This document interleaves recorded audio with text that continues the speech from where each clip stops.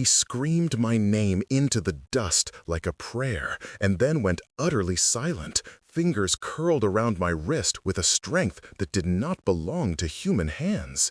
His skin was cold and luminous, thin as river ice under moonlight, and when his head tilted toward me, the desert seemed to inhale. I had 15 seconds to decide whether to keep filming, to trust the impulse that had driven me into this impossible place, or to drop the camera and be a spectator to whatever miracle, whatever danger had just landed in the sand beside me. I kept filming. I always kept filming. Wait, before the next revelation unfolds, if this story has already captured your heart, let us know where you're following from. To ensure you don't miss unexpected twists, emotional reconciliations, or new beginnings, subscribe and stay connected. Now, back to the story. They still call that first roll the tremor footage in Whispers.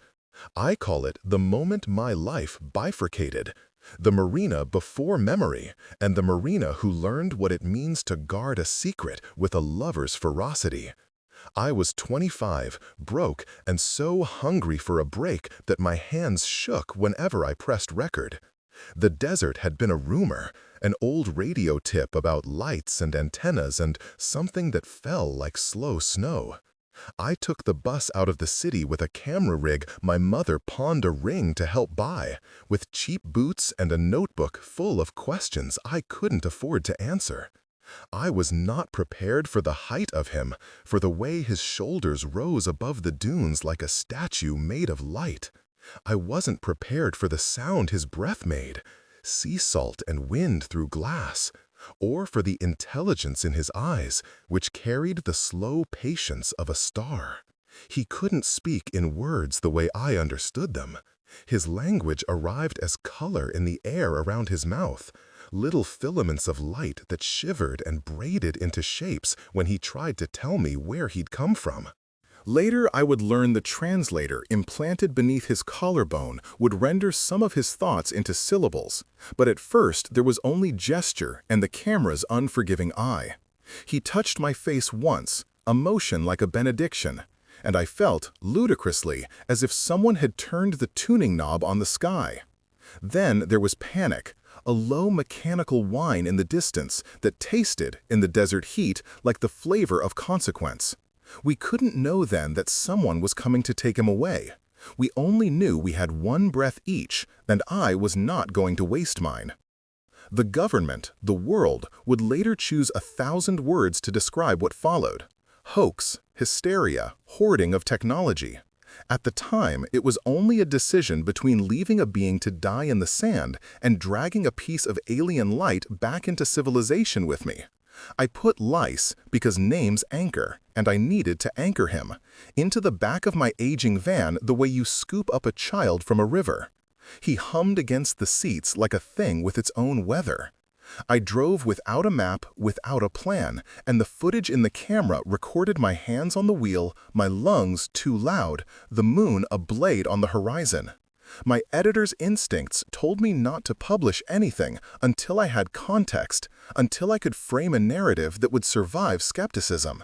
My heart told me to show him to a world that had no right to decide whether he existed.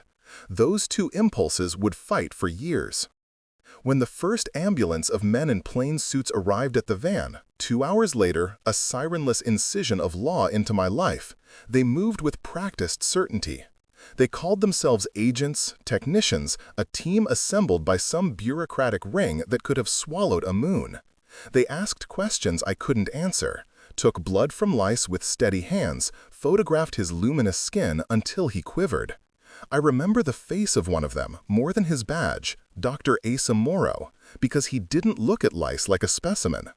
He looked at lice like a problem he could not, and perhaps did not wish to, reduce to equations. He moved around us with that careful distance of someone who had once done harm and was learning to reckon with it. He introduced himself as an independent consultant, an odd way of saying he was a man who had once helped armchairs of power and had slipped out when their hands grew too eager. They offered help, then offered restraint. They argued that the world needed protection from technologies it didn't understand. I argued that lice, battered, confused, and almost too exhausted to stand, deserved autonomy. I think the footage from that night, the shaky frames of negotiation in a van that smelled of motor oil and alien ozone, was the first time I kissed him. Not like a Hollywood make-believe, but on the forehead. A quick press between the eyes, because he looked so small and human, trembling. His translator hummed things that sounded like lullabies. He didn't blink when the men took him, only laid his hand over my knuckles, in a pressure that meant something like apology and something like promise. The government said they would care for him. They said they would study, protect, learn. They put him in a white vehicle and sealed him away with a courtesy of paperwork that smelled faintly of cruelty. My footage, the little archive of that first week, became the scaffolding of a long, secret life. I learned to follow rumors, a lab outside of town where the lights were too cold to be humane, a storage facility under a hospital where lice's hum would sometimes thread through the ventilation like a ghost. I learned to plant myself in the corners of offices, to make friends with technicians who drank too much and confessed too much, to barter footage for scraps of truth. I learned that lice's body, though other in composition, bore injuries like ours, and that he healed in ways that could make a nurse gasp. Once, watching grainy footage through a magnifying lens, I saw him close his eyes and the scar along his wrist unfurl like a flower. The men in suits called that healing an anomalous reaction and whispered about the implications of replication. It took a year before I saw him again in anything less than a frame. Asa, who, it turned out, had not entirely left the system but had grown a conscience threaded with cynicism, smuggled a single, coded image to me one winter night. He met me at the edge of town by a shuttered diner, his breath making small clouds of regret. "You keep asking," he said, sliding a flash drive across the table, "and they keep asking me to forget." He spoke like a man who had been asked to stop remembering something highly illegal. The drive contained a photograph of lice lying on a metal table, his skin dulled by sterile light, his eye open and looking directly at the lens, as if he could see the person who would not let him sleep. Asa's hands trembled when he handed me the flash drive. "He remembers things," he said. "He remembers negotiations with beings that didn't look like us. He carried protocols. It's not just him. It's an archive in a body." That sentence, protocols, changed the hours of my life. The narrative my film would have to carry was no longer simple witness. It was a moral battlefield. If lice carried technology, if his very cells harbored the ability to alter communication, energy, healing, then the world could not simply be asked to understand. It would want power. And power, 10 out of 10 times in human history, becomes a language of possession before it becomes one of care. I thought of the first time lice touched my face, and the desert seemed to tune itself to a different frequency. I thought of the way Asa's fingers had traced the rim of his coffee cup, as if rehearsing courage and shame. "You can't be the only one who holds his story," he said, "but you can be the one who shapes the frame." So, I shaped it. For a decade that felt like a century, I filmed in stolen hours and in the deep dark of nights when surveillance was lighter and people's attention frayed. I became an archive of intimacy. Lice learned human hands, the way we cupped our palms to feel heat, the way we folded our fingers when afraid. He learned that my camera was not always a barrier. Sometimes it was an offering, a way to set memory like bread in the oven. He taught me to read light as speech. His eyes would bloom soft colors when he remembered a planet's name, and I would narrate, my voice a thread between us, until he could articulate the syllable the translator loved to fold into a humming chorus. People call it anthropomorphizing when you attribute human feeling to what isn't human. I call it recognition. He had a way of naming me that never fit into language but always fit into the shape of my nights. Over 50 years, we collected a species of intimacy that did not care for clocks. I aged around him, hair silvering, hands developing the map of years, but he remained, in outward ways, slowly luminous. The government changed names, merged departments, passed laws that tried to render beings like lice into categories that could be litigated. They built facilities like fortresses and called them sanctuaries. Every new policy tightened the leash. Lice's health, however, began to show tremors I couldn't stitch up with footage. There were nights he would awaken and shiver, as if some instrument inside him was being tuned from the wrong side. Once, in a room stacked with boxes of tapes and the smell of old film, he coughed such a bright ash that I wept into his shoulder and asked the camera to not capture our fear. He laughed at me for trying to hide our mess. "You can't edit reality," he said, in the way the light around his throat pulsed when he tried syllables.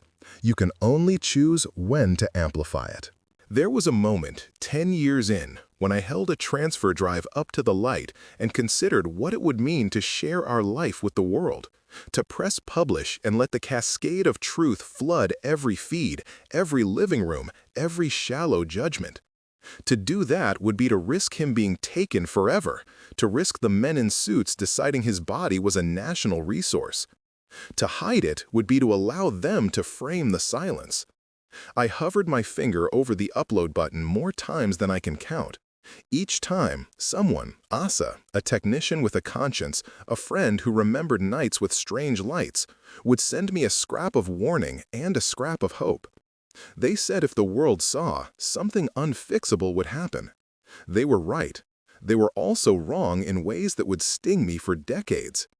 The thing that finally pushed me was not justice or fame. It was the sickening knowledge that the longer I kept him secret, the longer the state would claim custody in the name of safety. I didn't want safety at the price of his personhood. So I edited. I queued up a montage for the world. Clips of him laughing at my jokes, of a hand that could calm a fever with a breath, of a being not monstrous but exquisite, not weapon but ambassador. I layered in the tremor footage from the van, the photograph Asa had smuggled, the silent frames of me sleeping with my hand clasped around his. I wrote a short essay to accompany the upload, blunt, incensed, pleading.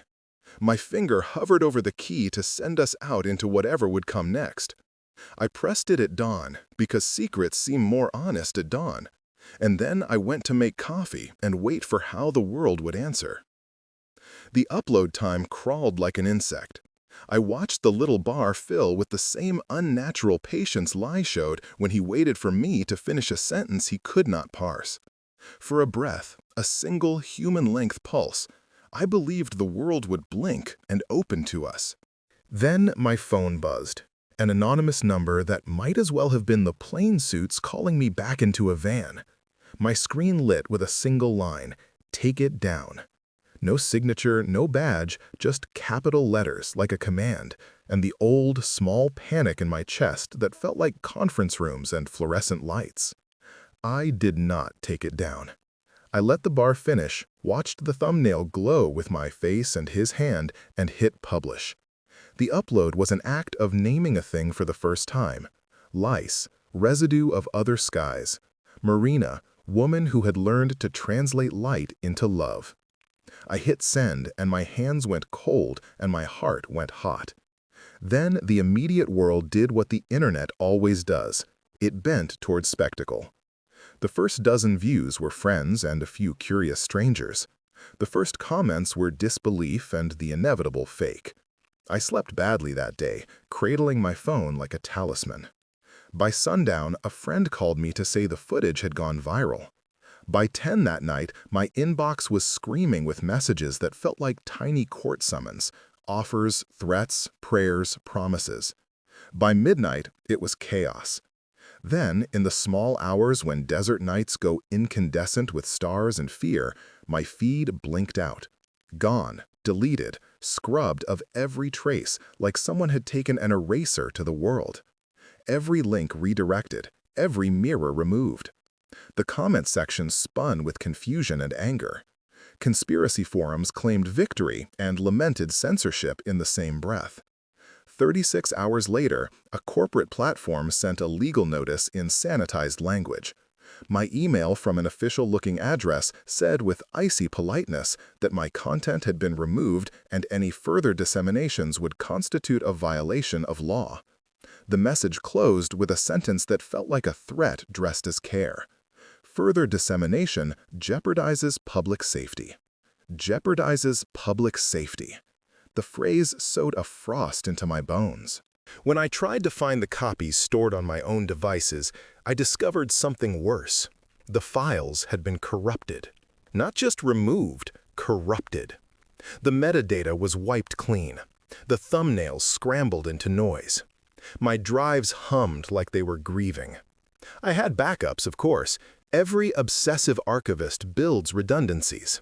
But the backup server at the studio I had built in the aftermath of stolen nights, was wiped in a single surgical sweep. The technicians I trusted called me with voices dim, saying that their systems had been overwritten by code that smelled of government keys. Someone had reached into our little world and turned all light into shadow. That was the first of the government's knives, erasure. They did not simply take what I had given them. They attempted to remove the possibility that it had ever been given.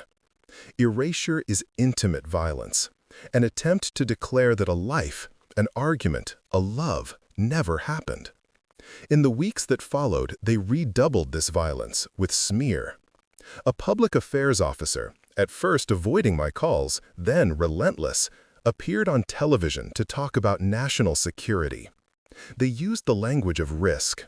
Unverified biological entities, sensitive technologies, necessary protocols. They called me a sensationalist. They called my work dangerous misinformation. No one asked why someone would stage 50 years of detail, nights of footage, slow tenderness. Skepticism is a useful cloak for those who wish to act in the dark. But the state could not rewrite the ache in my chest when Lice stopped humming with his usual weather. 2 weeks after the erasure, Asa slid into the diner booth like a ghost with muddy shoes, still smelling faintly of the labs he claimed to have left. "They came for him," he said without preamble, and the way his hands folded into themselves suggested he'd rehearsed the words and refused their comfort. "Not just for your footage. For the thing inside him." He told me what the public would never be allowed to know. Lice had an implant, something the original diplomatic mission gave to envoys in case they needed to transmit long-term data back to home. It wasn't a transmitter like a cell phone. It was a living archive that encoded memory patterns and could, theoretically, be read to reconstruct maps of knowledge. He told me the implant had been flagged in the early years as non-native technology and thus a subject of special custody. They had chosen to keep Lice in containment rather than to return him to whatever polity would have reclaimed him, because humans are allergic to power they do not control. Oz's voice broke when he said archive, as if naming it made him complicit. They want to harvest it, he added, to replicate protocols, to engineer devices that can coax reconstructions of other worlds. I asked him if that meant Lice would be forced into a life of utility, an object of experiments. Possibly, he said, and then paused like a man listening to a choir he had once conducted. Or they could hollow him out. It isn't pretty. Sometimes the bodies survive without the memory. If there was a cruelty worse than erasure of footage, it was the erasure of personhood. My hands shook so hard that I spilled coffee across the napkin with my phone and watched a ring of brown bloom like a map. I wanted to storm the facility. I wanted to stand on the roof and scream his name until my lungs filled with sand. Instead, I did the only thing I had left. I made contact with the people the state couldn't entirely control, people who had lost nights to the same midnight seizures of secrecy, activists who trafficked and leaked blueprints, nurses who had cried in the dark over bodies that did not belong to them. That network coalesced like a constellation. There was Mina, who had once been a surveillance analyst and now ran a forum for whistleblowers. Jonah, a disgraced journalist with a knack for breaking obfuscated legalese. Elena, a former contractor who knew the corridors of the facility because she'd helped design them. They all had reasons to distrust the government and, privately, reasons to obey the law. They were also the only people who could find the seams. We tried public pressure first. We started a campaign to request transparency, formal letters, Freedom of Information Act requests, a sit-in outside the facility that was met with polite cautions and a thin line of officers. We organized vigils and posted leaflets with Liss's grainy photograph and the phrase, "Is he human enough to deserve rights?" It was a question that cut both ways. Some people used it to dehumanize him, others to humanize him. The news cycles ignored us until the vanishing of my footage turned into a story about censorship. Then it became a story of national security. Then it became a story we didn't like. Meanwhile, Liss deteriorated. Not in a crumpling way. The things they do to beautiful, otherworldly bodies are rarely cinematic, but in small betrayals. A tremor when he sang a memory into the room. A pause that swallowed 3 seconds of time where he'd once explained the simplest light patterns. His translator began to lose fidelity. Words fell into static. On nights when I'd sneak him fruit smuggled past security, strange, sweet things Asa insisted might mimic nutrients from his home, he would look at me as if through a fog. The archive within him, Asa warned, was being read in ways that rewrote the narrative inside his mind. He could feel it, the doctor said. The implant took. The implant left gaps. We could try to extract it, Asa offered one night in a voice that tasted like copper and compromise. We sat on opposite sides of a table in a basement that smelled of bleach and regret. He'd grown thinner, and the lines at the corner of his eyes looked like maps. We could pull bits, he said, but once you take memory, you can't put it back, and some of it is who he is. Then we fight, I said, too loudly, because the thing that had become lies over the years had been built of minutes, minutes I would not hand over. We show them he's not an object. Asara's expression folded like a paper caught in a breeze. You think the public will stand with you? He asked. You did show them once, and they couldn't even keep your video. He tapped his fingers on the table in a rhythm that might have been pity. The apparatus is bigger than my conscience, Marina, bigger than your camera. I can help you find him, but I cannot promise that pulling him out will be a rescue. The state has tools, they have rights, and they are very, very patient.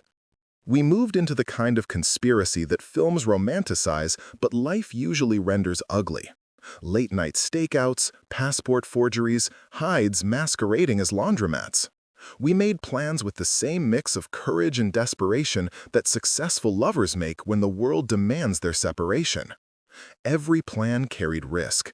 Jail, coffers emptied, the possibility of lies returned, broken beyond recognition. Each night, Lies would awake from some depth and hum a note that made my teeth hurt.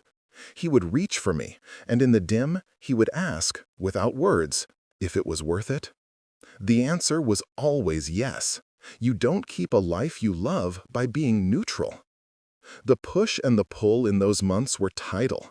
For every step forward, a new contact who could get us a key card, a sympathetic guard who allowed us 5 minutes in the visitation room. There were setbacks that felt surgical. The state monitored communications with an intimacy that felt like betrayal.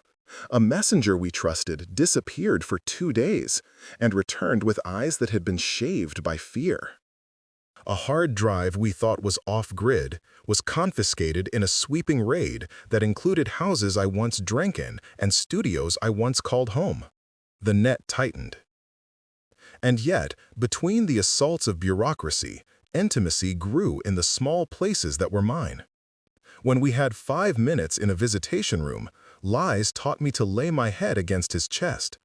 He sang with light that folded across the wall, and for a moment, it sounded like oceans I had never seen. Once, when Eliza, our sympathetic guard, let us linger after hours, He traced my face with gestures like starlight.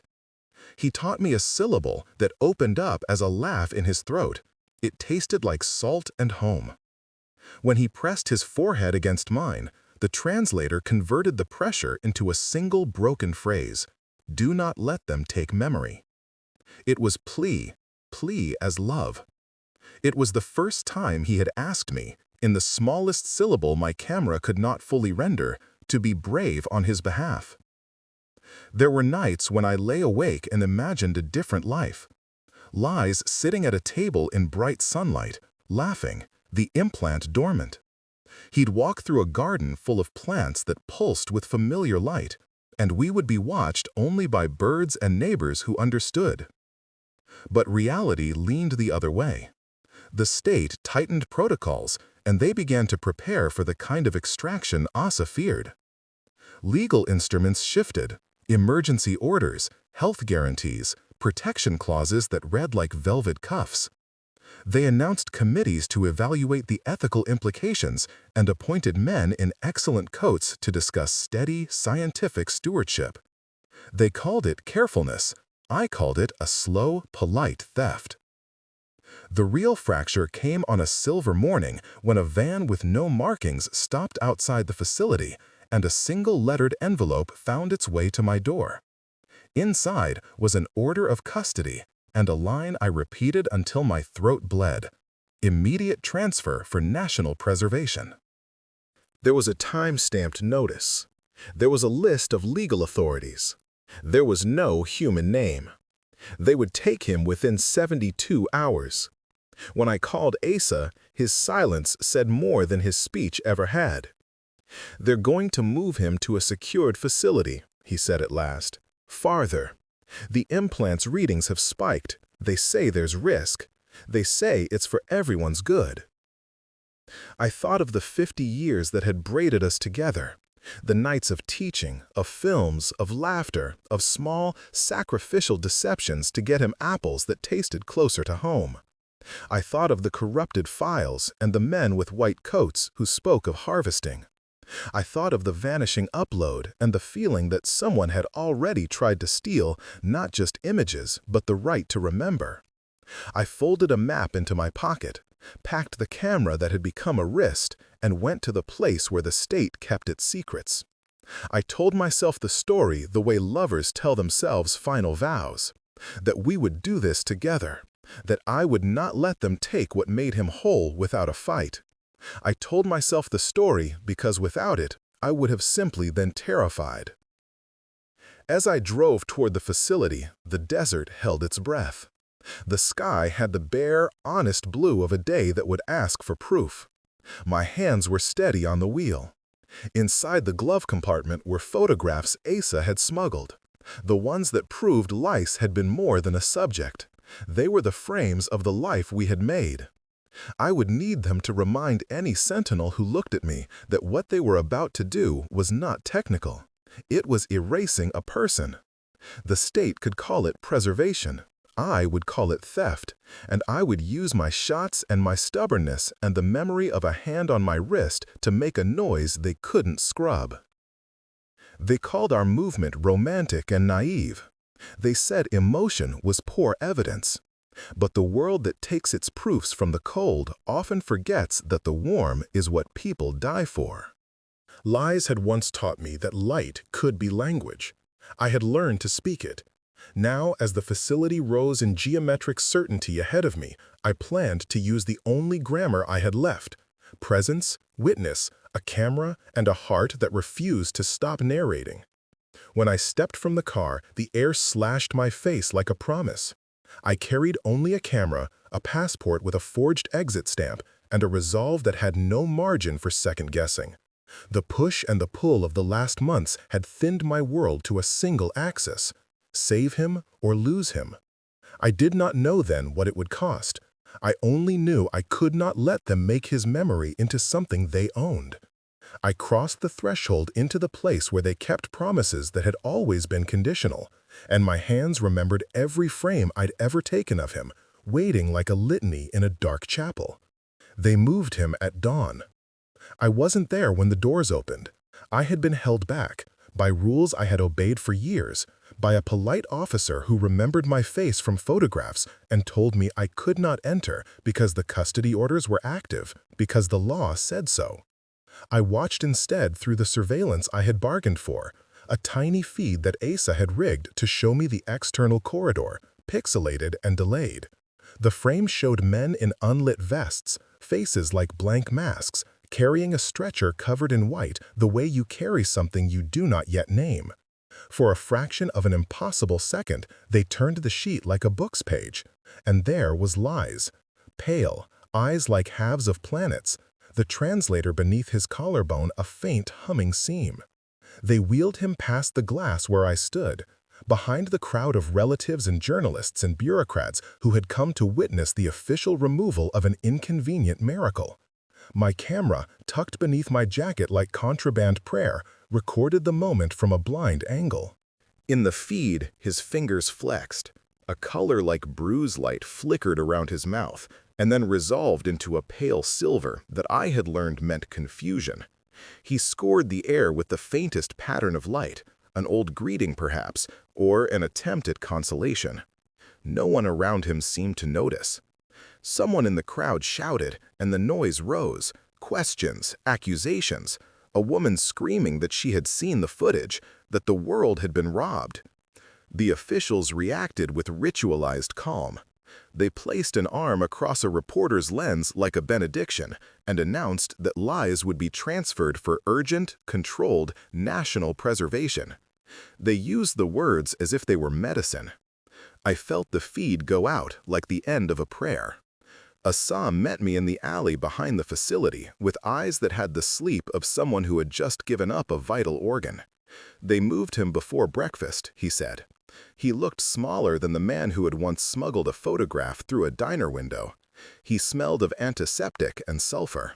Farther north, there's a sequence of facilities, layers. He'll be under a vault. The implant signal climbed, and they decided to escalate. Escalate to what? I asked, though I knew. Extraction, reading, disassembly. Even the words tasted like copper.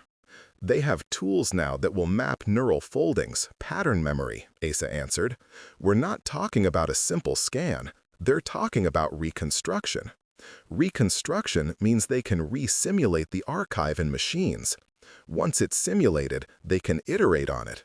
They can make things that model parts of his memory without him. They can take the architecture and build technology the way a potter copies a master vase. Then we stop them, I said. He shook his head. They can erase us. They can erase you. He touched my shoulder the way a friend might, the way someone apologizes before delivering bad news. They have means to scrub physical drives. They have means to make people forget things too. They have been experimenting with directed memory attenuation in certain operatives. He swallowed. They taught themselves how to unmake testimony. The world had already shown me one erasure. Hearing that they might be able to make people forget made the air in my lungs feel brittle. I pictured Lai on a table, a machine breathing soft blue over his chest, the implant humming like a hive. I pictured technicians whispering in technical cadences, and the slow, practiced removal of what made him someone rather than a repository.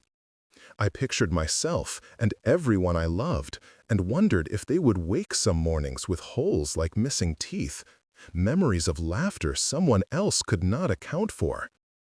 We scaled the wall that night because the law had turned into a fence, and fences are more easily hopped than reckoned with.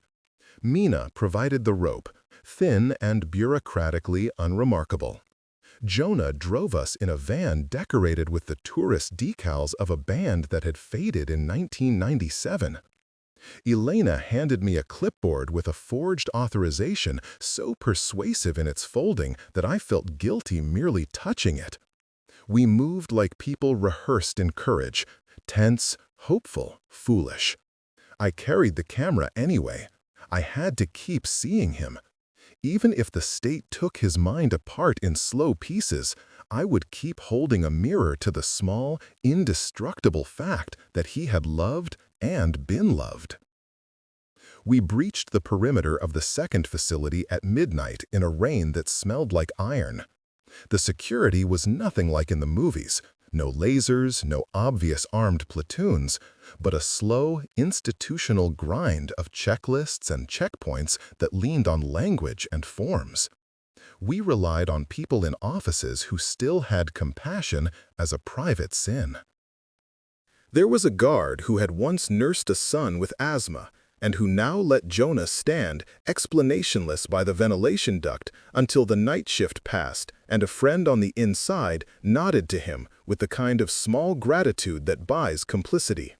The guard's hands trembled when he handed me a key card. "Don't alarm him," he said. "If you make a noise, the machine will wake the technicians." We moved through corridors that smelled of bleach and the precise cold of disinfectant. The lights here were clinical. The walls were the color of eggshells. We passed rooms with observation windows, and there were chairs in each, empty as patiently waiting mouths. In one room, I saw a bank of monitors, hundreds of tiny eyes, showing simulations of topographies I could not read. For each silent face we passed, a name floated in my head. Each was a person who would, if the roles were reversed, have walked these halls and found mercy. Mercy is not a facility. Mercy is a person who decides to break the rules. They had lice in a room like a chapel for things science didn't understand. The walls were made of an absorbent gray meant to muffle sounds. Lice lay on a table that cupped him like a boat holds water. There were sensors dotting his temples, small as insect wings. The implant at his throat had been exposed in a careful, surgical way, and it steamed faintly as if the machine was reading by warmth. Around the table stood technicians with faces like paperwork, eyes bored and precise. They wouldn't meet ours. They had been trained to see their subjects as data, not as people. For a second, the world contracted. The rain outside became a smear on the glass.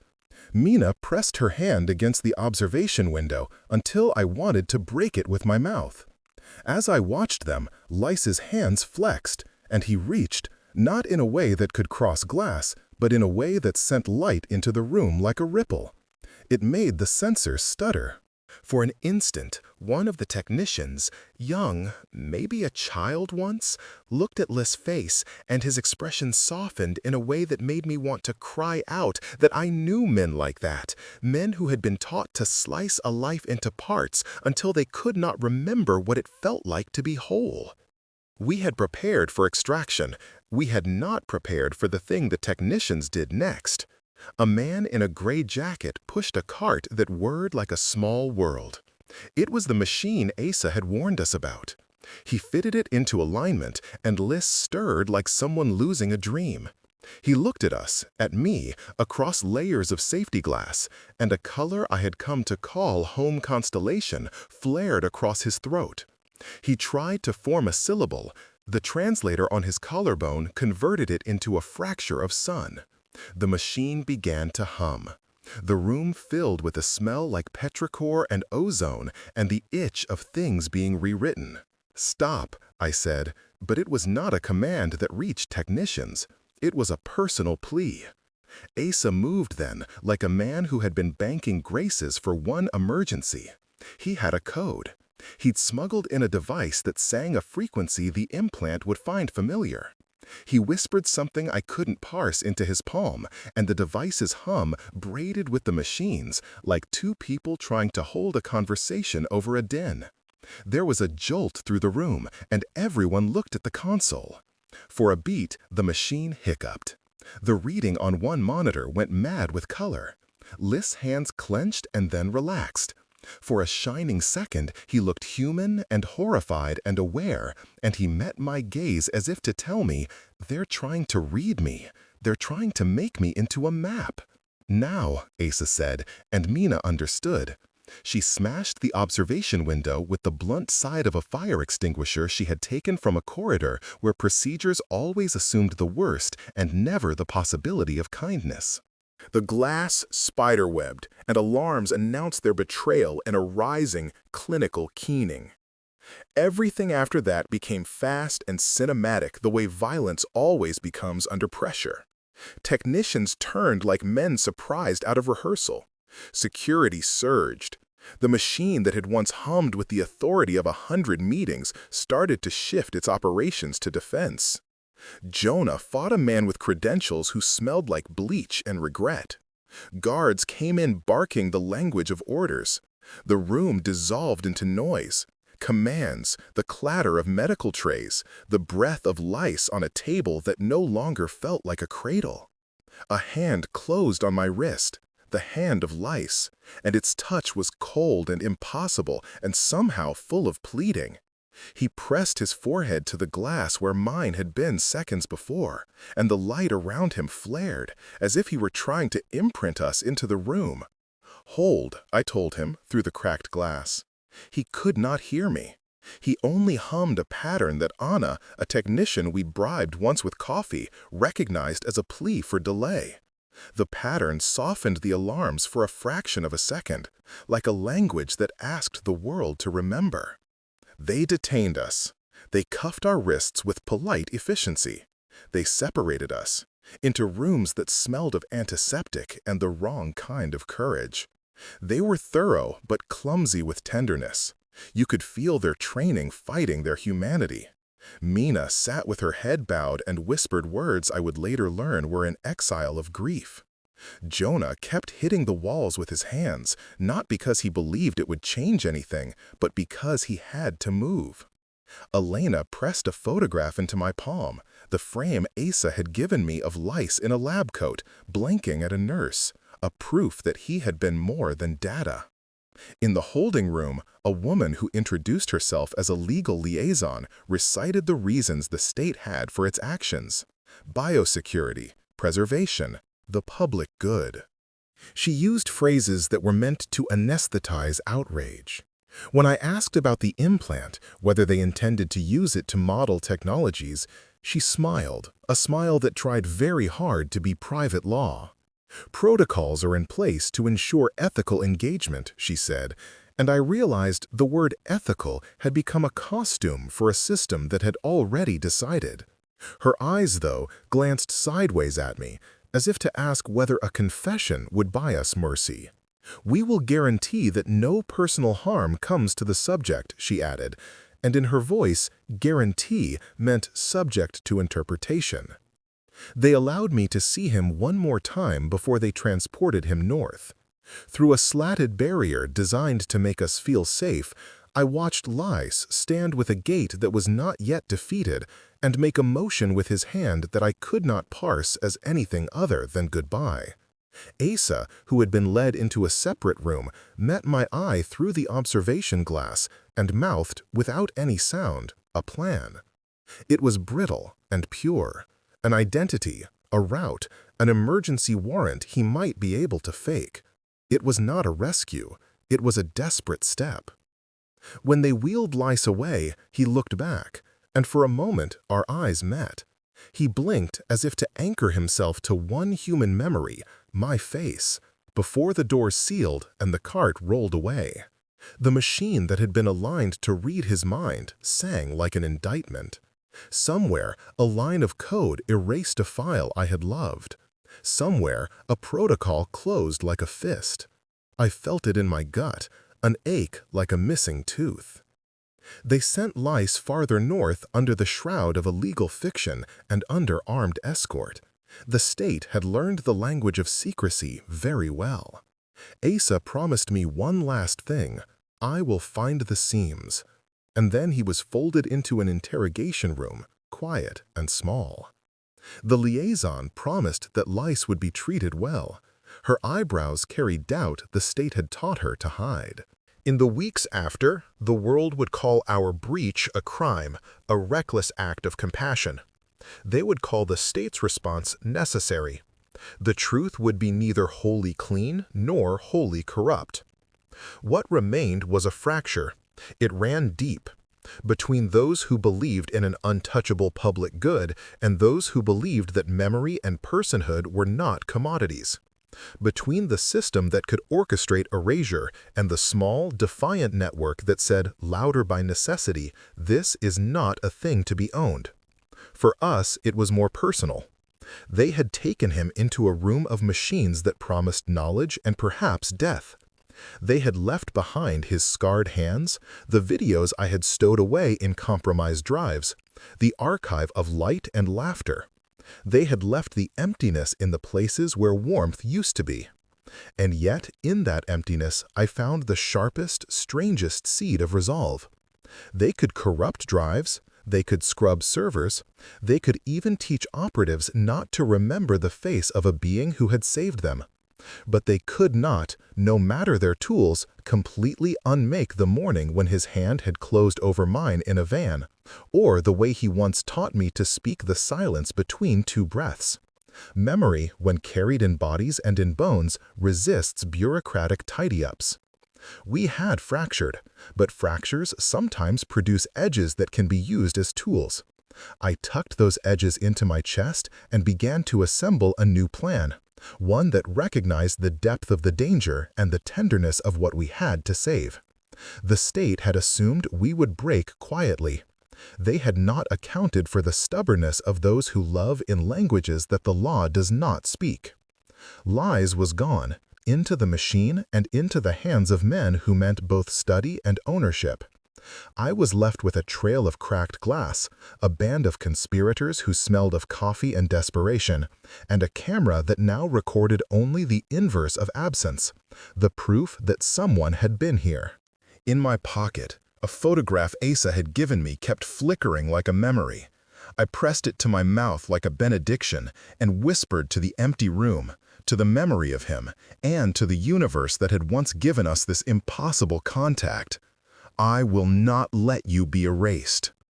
They brought lice into the room like they were delivering sacred cargo, and I felt my lungs fill with a cold I did not recognize as fear until it had a name. I had been cuffed, cataloged, lectured. My camera had been taken and then returned to me with a polite wipe of sanitizer and an implicit warning. They said I could watch the transfer on a delayed feed. I did.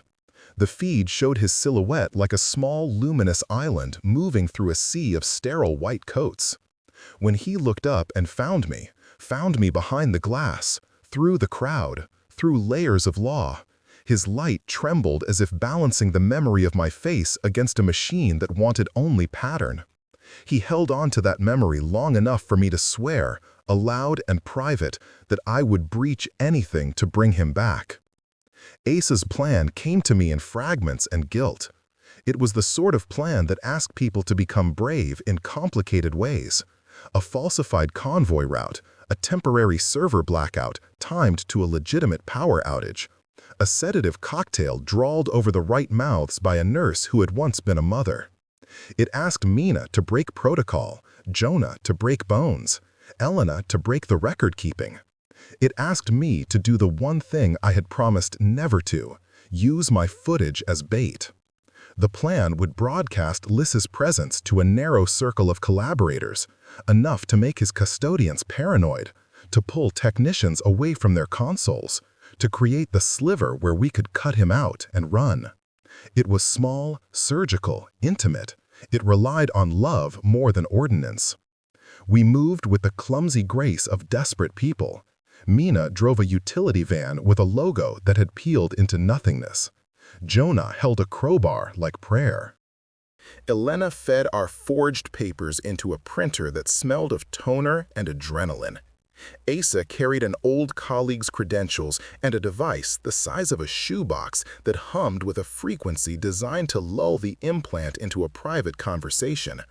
My hands shook, not because I feared capture, that had become a background hum, but because I feared failing him. I feared arriving at a table that had already made him into a map. The breach happened in the small hour, the kind when light becomes rumor. We cut power through the facility's secondary grid, and, as technicians fumbled with dusty generators, Ace's device sang a note that the implant recognized as homeland. It was not sabotage in any grand sense, it was translation, an invitation back toward the small grammar of the body. In the moment the machine hiccuped, Liza's chest rose in a way that made him look like someone surfacing from the long water of forgetting. They found us almost immediately afterward. The facility's response was furious, precise, and panicked in equal measures. They had underestimated how human love could complicate protocol. A technician lunged for Liz, and one of our disguised guards, Elena's old friend, threw himself between them and took a wound that would later be described clinically as non-fatal. Jonah shouted until his throat bled truth into the alarms. Mina smashed monitors with a desperation that felt holy. I moved like someone very small deciding to be enormous. I slid into the room, past a stunned guard, as if the world were soft and my will a sharp thing. He was awake, eyes bright with a color I had seen only when he remembered a star. The implant's casing hummed, but Ace's device had bought us a silence, a small bubble where technicians' instruments lagged and a heart could be heard. Liz looked at each of us the way someone looks at a map of who they are. He found me last. When he reached out, his fingers grazed my face with the careful, impossible cool of wet glass. The camera I still carried did not record this. Cameras had intentions, and we had to be human instead. He did not need words. His light braided around my wrist like a promise, and then, in a motion both gentle and fierce, he pulled me toward him. We ran like things that had been rehearsing for a miracle. Guards screamed behind us. The corridors turned into a chase that smelled like disinfectant and regret. Behind us, someone had the decency to set a small smoke canister. Nothing lethal, only choking enough to make sight fuzzy and order easier to break. They were organized, and yet they could not arrange my refusal to leave his side. At a perimeter where the convoy should have been, we found a substitute. A van packed with excuses and forged signatures. We loaded him like a secret, and Jonah, hidden behind the driver's seat, mouthed a direction I barely heard. North, then east, then a road that dissolved into dirt and the promise of sky. The sacrifice was immediate and personal. Asa stayed behind. He slipped from the van under the pretense of checking the engine and did not return in time. When the doors closed and Mina slammed them shut, I saw him standing in the clearance light of a loading dock, his face the color of someone who had made peace with a debt. He raised his hand, an almost shrug, and mouthed, "Go." It was an order and a benediction. I had watched him risk his career, his freedom, his body. Now he risked his safety so we could hold on to the only person who had taught us how to forgive. I wanted to stop the van and go back, to pull him in and insist the four of us be heroes together. But Lis's grip on my wrist was warm with urgency. He could not be moved in parts. We drove into a desert that remembered us and did not care for our laws. The van's engine sang beneath the hunger of the road. Lice lay on a pile of blankets, his breath shallow but steady, the implant quieting with each mile. He reached for my hand, and when our fingers intertwined, there was no longer any pretense, only the fierce tide of rescue and the cost extracted like coin. We had him, yes, but at a price. Asa's absence would toll, and a risk that the state would not let sit cold. That night, under a sky stitched with the small, indignant light of a million indifferent stars, I leaned my head against his and let the sound that had once been our translator, his color and my human breath, be the map. He was alive. He was with me. Asa had sacrificed himself, maybe for his conscience, maybe for our chance. The world could call our victory temporary. I would call it salvage. Love had become a tactic and a reckoning. We had reclaimed a life from a machine that thought in ownership. The government could still come for us again. They could still try to excise what made him whole.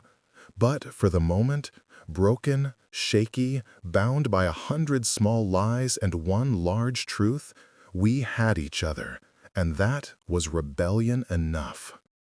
Dawn found us breathing like desperados and saints. The van had become a small vessel of risk and reluctant mercy. Its back door flapped open to a sky that held no allegiance to statutes. Lice slept with the thin, fragile sleep of someone who had been carved open and stitched hurriedly back together, each breath a petition. I sat beside him on a pallet of blankets and watched the slow, impossible rise of his chest, memorizing the angle of his brow, the slope of his cheek, the way the light in him paled to something that felt like peace. We had what the state could not legalize: presence. For a long time, that counted for nothing against statutes and unsigned orders. Now it counted for everything. Presence meant I could press my forehead to his and translate the small languages our bodies still remembered. Presence meant that when night shifts made our world thin and hungry, we could hum old patterns into each other's hands until terror unstitched itself into manageable threads. Presence meant we could name the cost aloud and bury it later under tenderness. Mina patched a wound that bled more from courage than from blade. Jonah drove like a man who had finally stopped counting consequences. Elena kept a ledger of safe houses and roads where the state's eyes blurred like cheap lenses. And somewhere among the echo of what had been traded for our flight, Asa walked alone into interrogation rooms that smelled of bleach and remorse. His sacrifice was an ache shaped like a fist, sharp, private, necessary. We would not forget that he had given us a map to escape. We found a small community of people who remembered other nights, farmers who had sheltered a scientist, a retired nurse with a conscience big enough to loan her attic, a radio operator who still knew how to make silence speak. They gave us a room with curtains that were not too clean and a kitchen light that hummed like home. In that room, Lice learned to sit in sunlight again, to taste fruit that was not contraband, to let small birds hop on the sill and teach him the grammar of wings. He laughed, a sound like rain against glass, and each laugh was a small rebellion. The world beyond our walls rearranged itself in the wake of our theft. There were hearings and pundits and the usual human machinery of fear and meaning-making. Some called us criminals. Some called us heroes. Many called the whole thing a dangerous anomaly. None of that could undo the fact that one being had loved another across an impossible gulf, and that love had demanded risk. Laws could define custody. They could not confiscate a gesture. We made a pact without fanfare. To keep living in the light we could still build. Lice would not return to the sterile rooms. We negotiated the ugly, necessary compromises with people who still had names and soft hands. There would be monitoring, hostile politics, the knowledge that our lives were now a thin, visible seam. But there would also be mornings where he taught neighborhood children to watch the way light taught language, and evenings where we watched stars with nothing to prove. On the morning we left the guest room and walked into a world still crooked with power, Lice took my hand and squeezed it in a pressure that asked for nothing but presence. We walked slowly down a road that smelled of rain and old promises. Behind us, the state hummed with its own designs. Ahead of us, the horizon kept its old, indifferent grace. I realized then that erasure had taught me an odd mercy. Memory cannot always be kept on drives or servers because it lives in touch, in shared breath, in the stubborn human act of saying, again and again, this was true. We moved forward as witnesses to each other. Neither exile nor sanctuary could wholly claim us. Instead, we carried a new normal, stitched from theft and fidelity, risk and reclaiming. Lice leaned his head against my shoulder, and the light that lived in him spread like a secret map I had been trusted to read. Side by side, watched and watching, we walked toward a dawn we could name together.